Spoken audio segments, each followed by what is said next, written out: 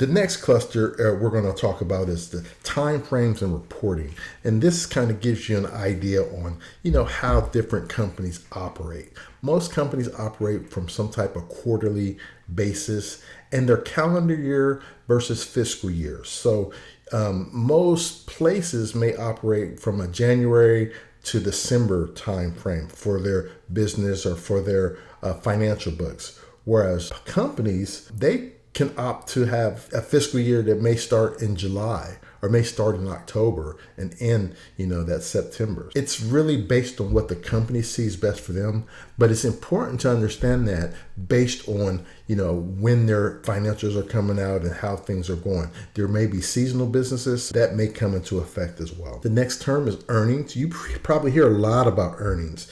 This is where the company reports their profit each quarter or loss. This is where you hear a lot of the analysts say this company is up for earnings today, and they're going to talk about, whether they made earnings or whether they didn't. And then oftentimes their stock price reflects based on the outcome.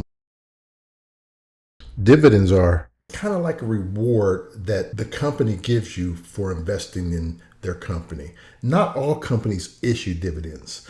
But some companies, if they've had a great year and they want to reward their investors, not only do they reward them an increase in stock price, but they may give them a little bit of extra on top of the stock price as what's called a dividend. Most cases, that dividend is reinvested, so you're purchasing more stock. But it's a good way investing in companies. You can look for companies that offer dividends to ensure that you are making some of that money back. The next term is volume. And volume measures how many shares of stock are traded on a given day or given period. High volume means a lot of activity has happened and there's strong investor interest, whereas low volume, there's low investor interest, and it may bring in the question of what may be happening to that company. Those are things you want to kind of pay attention to. Liquidity is the next term, and this is how quickly you can turn your investments into cash. And stocks are highly liquid, especially with the platforms we use now. Specifically for me, Robinhood, I can sell a stock today and have the money in my account in the next two minutes. It's very, very quick.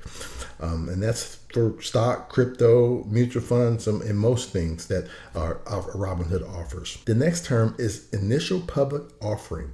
And this is when the company first comes out from a private company to offer its stock as a public company for the first time. It's almost like a grand opening for the stock. You probably have seen highlights of news where this company is ringing the bell at the stock market because that may have been their opening day or their initial public offering.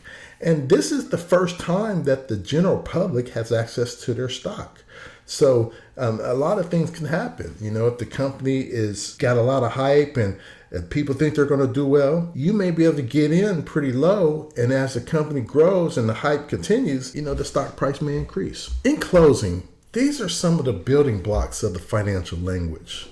By understanding them, it takes away the intimidation factor. Remember, this terminology isn't just words, it's the key to understanding the market. Once you speak the language, you can better analyze, invest, and grow with confidence. Thank you for listening, and we'll continue to build skills.